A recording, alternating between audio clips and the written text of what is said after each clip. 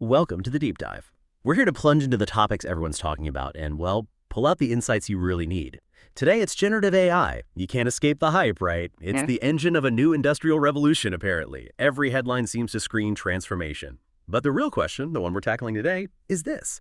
Is this tech actually reshaping our jobs, our economic lives right now? Are we in that revolution? Or maybe just hearing the overture? So to get to the bottom of this, we're diving deep into a really interesting NBER working paper.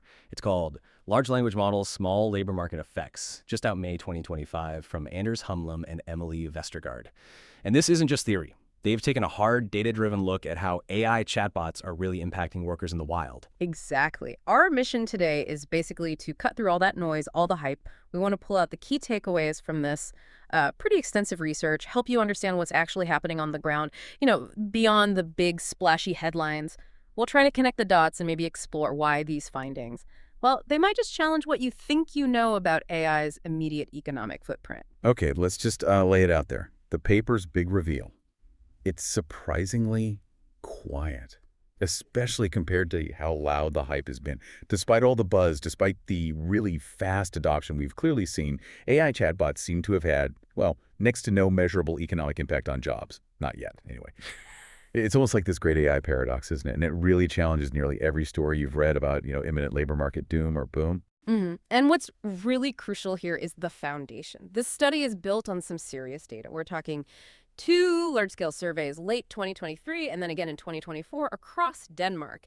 And they zeroed in on 11 specific occupations, ones highly exposed to AI. I think accountants, journalists, sure, but also software developers, teachers, marketing folks, HR, legal, customer support.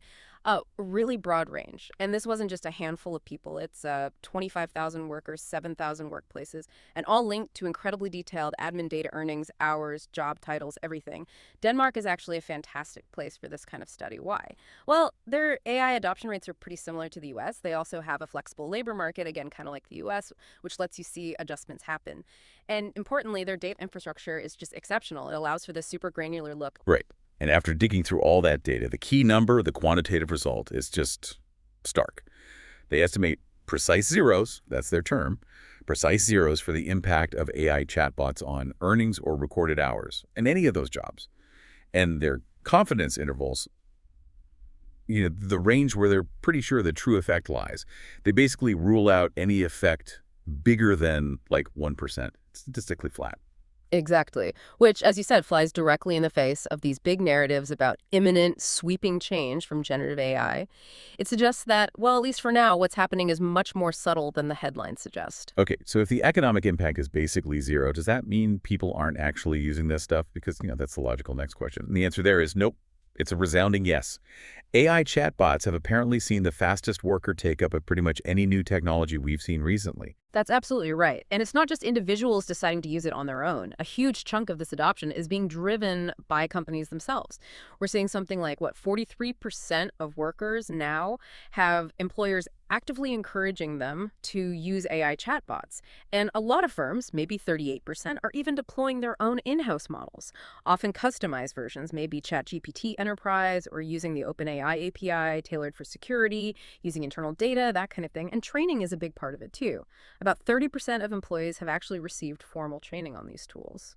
And it's pretty amazing how much difference that company push makes. The paper shows when your boss encourages you to use AI, the take-up rate practically doubles, jumps from maybe 47% to like 83%. And what's really interesting, these efforts seem to close some gaps too, like the gender gap in using chatbots. It shrinks quite a bit, from nearly 12 points down to 5 when firms get involved. And those training programs you mentioned, they seem particularly effective, narrowing that gender gap even further, down to just 3.6 percentage points. Right, and this all ties in really nicely with this economic idea called the productivity J-curve. Yeah. The theory is basically that you don't just plug in a new tech and boom, instant massive gains. It doesn't work like that. Instead, you need these other things, these complementary investments from the organization, like training, like integrating the tools properly, like encouraging people. Those are absolutely key to actually getting the benefits. And the types of firms doing this, they tend to be younger, more productive, often privately owned. Interestingly, not always the biggest companies. It suggests it's more about strategy than just sheer size. Okay, so recap. Workers are adopting, firms are investing, people even say they're getting benefits. Yeah. But the paychecks aren't getting bigger. That's the puzzle, isn't it? because users definitely report seeing tangible benefits. Sure. What is going on? They absolutely do report benefits. The study found a big majority, somewhere between 64% and 90% of users say they're saving time. On average, about 25 minutes per day they use the tool. And it's not just about speed. Nearly half also say their work quality is better, or they feel more creative. Job satisfaction, interestingly, that was the least common benefit mentioned. But here's a key thing. Those reported benefits, the time savings, the quality boost, creativity, even job satisfaction, they're all significantly higher, like 10% to 40% higher, when the employer actively encourages use, which again reinforces that J-curve idea. Okay, but here's the part that really made me stop and think. The average time savings users report, it comes out to about 2.8% of their total work hours. Now, you compare that to some of those randomized controlled trials, the RCTs, they've shown much bigger productivity gains, sometimes 15%, sometimes even 50%, in similar jobs. It's a huge difference. So what explains this gap? Why does the lab experiment look so different from the real world here? Yeah, that's a great question. The paper digs into this and points to two main things. First, something they call effect heterogeneity. Basically, those RCTs. They often focus very tightly on jobs where AI probably has the biggest potential impact. Think customer support, maybe marketing, software development. Big, clear efficiency gains are possible there. But this study looked broader. It included jobs like teachers, accountants, places where the gains might be, well, real, but perhaps more modest or harder to quantify directly. So it's like a jagged frontier of benefits, not a smooth wave. Ah, okay. So AI might turbocharge one job, but just offer smaller helps in another. Exactly. And the second factor is this lack of firm-based complementary investments we talked about. In the real world, many workers just aren't operating in the same super optimized conditions you find in a controlled experiment. You know, in the lab, everything's set up for maximum efficiency. Out here, without those deeper organizational changes, those complementary investments, the potential productivity gains just aren't fully realized. It limits things. That makes a lot of sense, that context. And it's also fascinating how people are using that save time. The study found most of them, 80%, are using it for other work tasks, not, knocking off early. And about a quarter actually spend more time on the same tasks they used AI for, especially if their boss encourages it.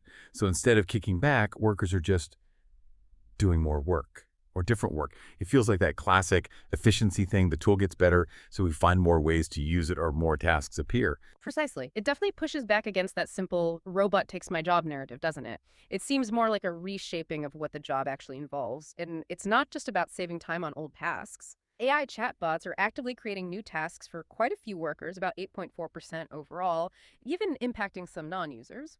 Among users, it's higher. Around 17% report new workloads. This fits with theories about how automation doesn't just destroy tasks, it can also create new ones, potentially boosting labor demand. And again, these new tasks are much more common in places that actively encourage AI use. What kind of tasks? Well, AI integration, figuring out how to weave AI into existing workflows, that's a big one, especially in IT and software. But also things like content drafting assistance, dealing with AI ethics and compliance. Think about teachers needing to spot AI homework or lawyers setting usage policies. Plus idea generation, pulling insights from data. About 59% of these new tasks are around implementation and oversight, like integration, quality checks, ethics. The other 41% is more like core AI use itself. Okay, so let's bring it back to the paper's main and kind of surprising conclusion. We've got adoption, investment, people saying they save time, even new tasks popping up. But the bottom line, the economic impact on workers is still minimal. What do the hard numbers, the administrative data, really confirm here? They just flat out confirm those precise zeros for the labor market stuff. They used a strong method, difference in differences, comparing adopters to similar non-adopters over time, and found no significant impact. Not on earnings, not on hours worked, not on wages, zero. And remember those confidence intervals. They rule out average effects bigger than 1%. Even looking at whole occupations, they rule out changes bigger than 6%. What's really telling is that this lack of impact holds up even when they use other methods, like looking at the effect of employer policies. And crucially, they don't see any trends emerging over time. The data goes through June 2024, nearly 2 years after ChatGPT burst onto the scene, so it's not just a very short-term blip. The effect seems persistently small so far. Wow. And it's not just the bean counter saying this, right? Workers themselves feel the same way. They did a direct survey question, November 2024, asking people point blank, has AI affected your earnings? And overwhelmingly, 97% said no impact. So here's maybe the core of the puzzle. Why isn't that time savings turning into more money? The paper calls it weak pass-through. Basically, very little of that estimated productivity gain, only about 3% to 7% of the time saved, actually shows up as higher earnings for the worker. This weak pass-through, combined with the fact that the productivity gains themselves might be more modest in the real world than in labs, is likely the key reason for the small overall labor market impact. Oh, and that pass-through is noticeably higher, 7% versus 3%, in firms that actually encourage chatbot use. Still low, but higher. It really makes you wonder where that value is going, if not directly to wages for most workers right now. That is really thought-provoking. And it's not just about individual paychecks either. The study looked bigger picture. At the workplace level, did AI change total employment? The overall wage bill? Did high adoption places retain workers differently? And the answer, again, seems to be nope. No evidence of significant changes there either. Even the non-users, almost all of them, feel like chatbots haven't affected their earnings at all. Yeah, and it's worth contrasting this quickly with some other studies you might have seen, especially those looking at online freelance platforms like Upwork or Fiverr. Some of those do show big shifts, like maybe a 20–50% drop in demand for certain writing or translation gigs after ChatGPT came out. But this study is different. Why? Well, first, those freelance tasks might be much more easily substituted by AI compared to the broader, more complex jobs looked at here. Second, freelance work is just different. Less job security, less rigidity. Changes can happen way faster. And third, as we saw, workers in these regular jobs often seem to be reallocating their saved time to other tasks within the same job. That gets captured in total earnings and hours here, unlike on a platform where the demand for one specific task might just vanish. So different labor market dynamics are at play. Okay, so let's try to pull this all together. What do we really unpack today? We've definitely seen super fast adoption of AI chatbots, and companies are seriously investing in them. Users themselves say they're saving time, their work might be better, and new tasks are even being created.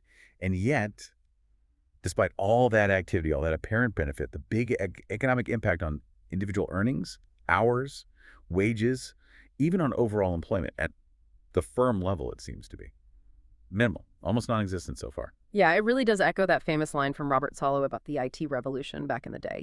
You can see the computer age everywhere, but in the productivity statistics, it feels like we might be in a similar spot with generative AI right now. The tools are spreading like wildfire. People are using them, but those big economy-wide shifts, they're just not showing up clearly in the economic data yet. But the paper doesn't just say nothing to see here.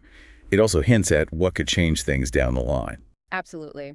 Which leads to maybe a final thought for you, our listener, to chew on.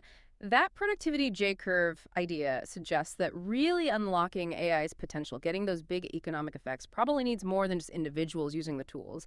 It likely requires those significant company-wide investments, maybe even serious reorganizations of how work gets done, and the creation of those new tasks we talked about. That's important, but so is the ability of the labor market and workers to adapt to those new tasks. That flexibility will be key. So the future transformation everyone talks about, it probably depends less on the next AI model and more on deeper systemic changes in how we organize and value work itself. What deeper changes do you think will finally be the ones to move that needle?